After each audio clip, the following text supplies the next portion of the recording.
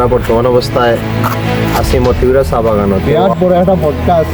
আসলে এই রাবারটা সংগ্রহ হয়েছিল আপনারা এই হোক, গরুও গাছ থাকলেও গাছ কার, গরু ছাগল আছে, পাশাপাশি এটা মেরাও আছে।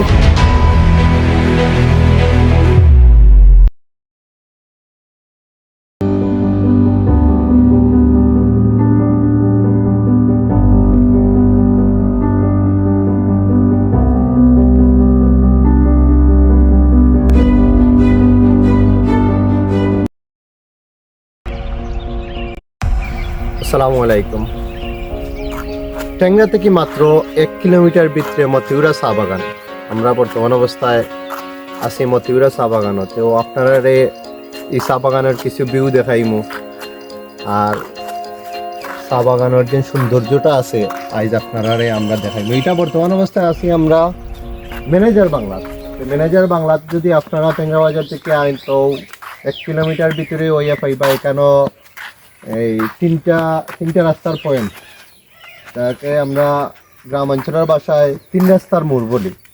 তো এখানে আইয়া আপনারা 3 রাস্তা তাইয়া ডাইনে দিয়ে যাইতে পারবা। ডাইনে দিয়ে গেলে আপনার ডাইন রাস্তা বাদি যদি যাইন তো অনেক সময় সামনের দিকে আর লেক আছে, এরপরে একটা খেলার মাঠ আছে।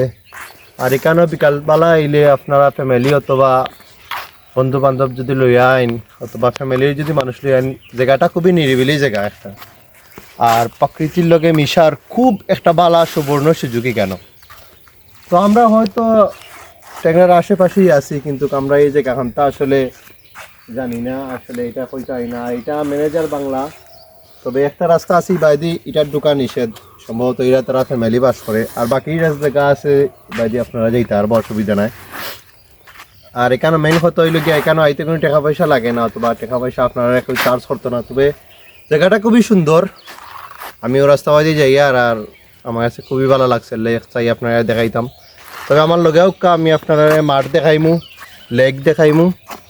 আর এখানেও আইলে আপনারা প্রচুর পাখি আছে, পাখির যেন কিচিরমিচির ডাকগুলা আছে আপনারা শুনতে পারবা। মানে প্রকৃতির লগে একটা মিশার একটা বালা সুবর্ণ সুযোগই কেন। এখানে নির্জন পরিবেশও আছে, কোনো সমস্যা নাই।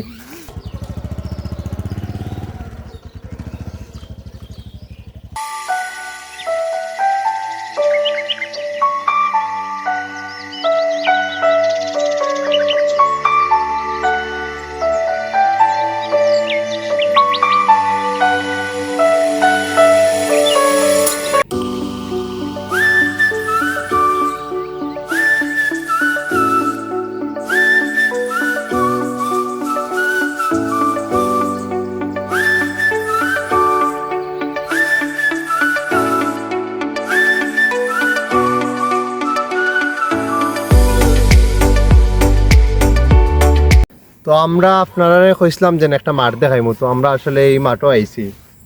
মাঠও আইয়া আপনারা মাঠ দেখুক, বিশাল বড় একটা মাঠ। এখানে দেখলাম 2টা গোল বারও রাখা আছে, তারা ফুটবল খেলায়। আর সবচাইতে গুরুত্বপূর্ণ বিষয় যেটা, এটাত গাছ আছে, আপনারা খালি পাবে আর তার বা গাছের লগে আসলে মানুষের যেটা হিউম্যান টাচ, যেটা মানুষের বডির লগে এই মাটির যে সম্পর্কটা, আসলে আমরা গ্রাম অঞ্চলে থাকার পরে অনেকে আসলে গাছ পাই না। এই যে নাইজ এই মাটির লগে যে গাছের লগে মানুষের একটা ব্রেইনের একটা সম্পর্ক আছে। আর আমরা মাটির তৈরি মানুষ, অবশ্যই আমরা এই গাছের লগে মাটির লগে মিশ্রণের দরকার আছে আমরা।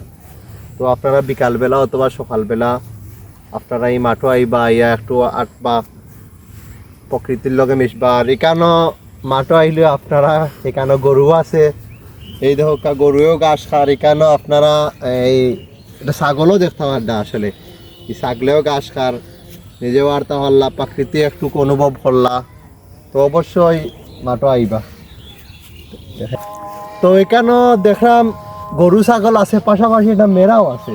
দেখতে আসলে খুবই ভালো লাগলো যে সব ধরনের প্রাণীও এখানেও ঘাস খার আটের। তো আপনারা অবশ্যই আইবা, ফ্যামিলি লইয়া আইবা, বন্ধু বান্ধব যারাও আছে সব লইয়া আইবা। আর এখানে একটা বটগাছ দেখলাম আমরা, বিরাট বড় একটা বটগাছ। আসলে একটা বটগাছ হইতে হইলে অনেক দিন লাগে, বহুত আসলে পুরানা বটগাছ দেখলাম। এখানে বটগাছও আছে, আপনারা আইবা অবশ্যই দেখবা।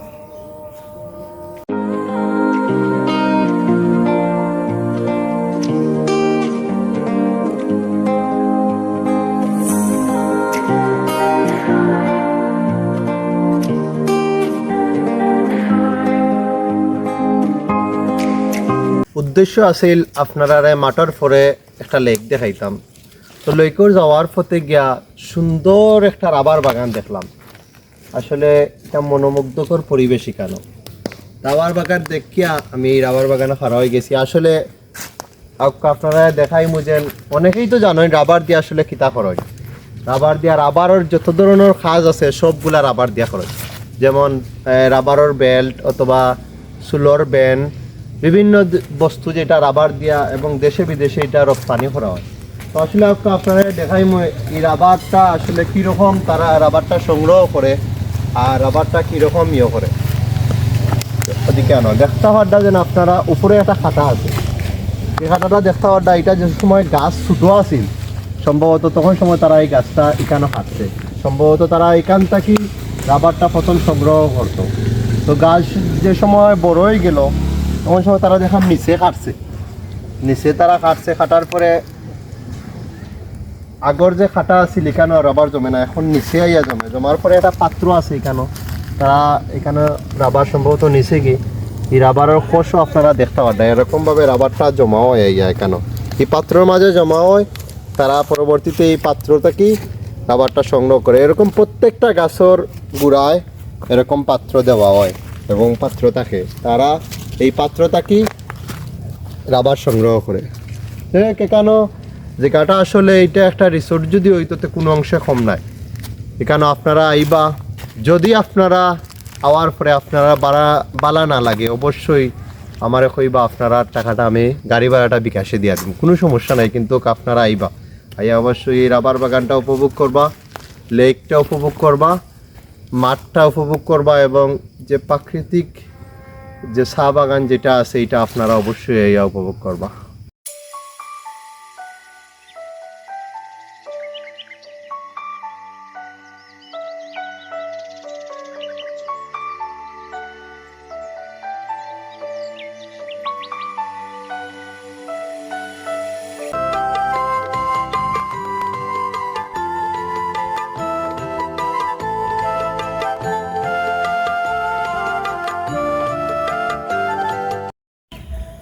তো আমরা কিছুক্ষণ আগে আসলাম রাবার বাগানও, ওদিকে রাবার বাগান। তো রাবার বাগান তো একটু লাম্মিয়াও, রাবার বাগানের পাশাপাশি একটা লেক আছে, আপনারা রাবার বাগান লাম্মিয়াও একটা লেক পাইবা। দেখলাম এই লেকও শাপলা ফুলও আছে, দেখলাম শাপলা ফুল ফুটছে। আর এখানেও একটা ওয়াচ টাওয়ার আছে, ওদিকে একটা ওয়াচ টাওয়ার আছে। হয়তো আমরা সময়ের সংকট থাকার কারণে আমরা যাইতাম পারতাম না, কিন্তু এই ওয়াচ টাওয়ারের উপরে যখন আপনারা উঠবা তখন সময় পুরা লেকও একটা ভিউ আপনারা দেখতে পারবা।